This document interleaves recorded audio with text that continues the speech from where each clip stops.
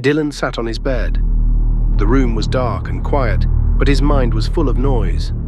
A soft sound came from the next room, the sound of his mother's TV. He got up from the bed and slowly walked towards the door. His hand hesitated on the doorknob. His eyes drifted towards the small table where family photos were placed.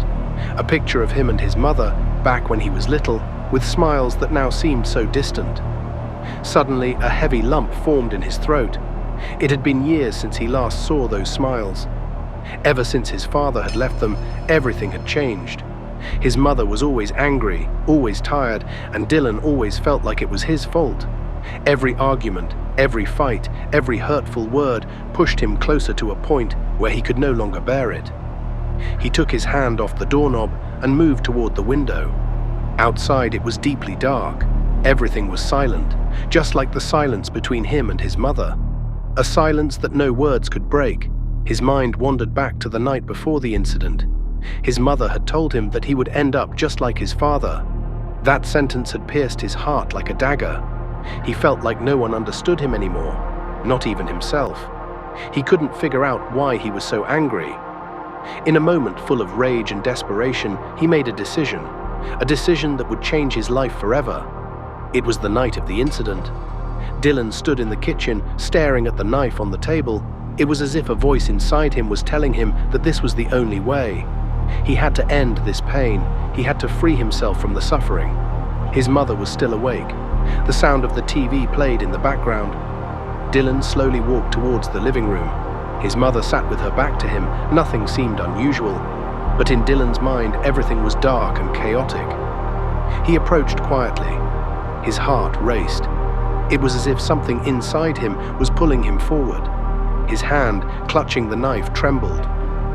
When he was close enough, his mother suddenly turned around and looked at her son's face. In that moment, a heavy silence hung between them.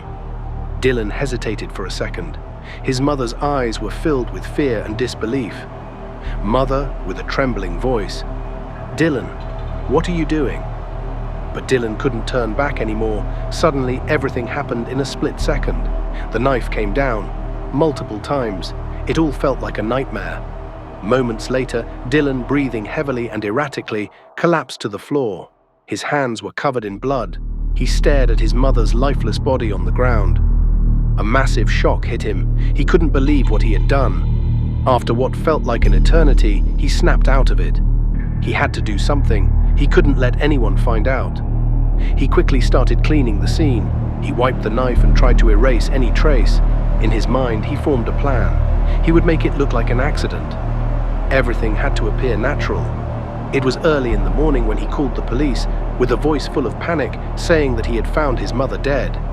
He tried to make his voice sound convincing, but deep inside, another voice was condemning him. The police arrived quickly and began investigating the scene. But something wasn't right. The signs of violence on his mother's body clearly showed this wasn't an accident. Dylan tried to keep up with his lies, but the truth soon came to light.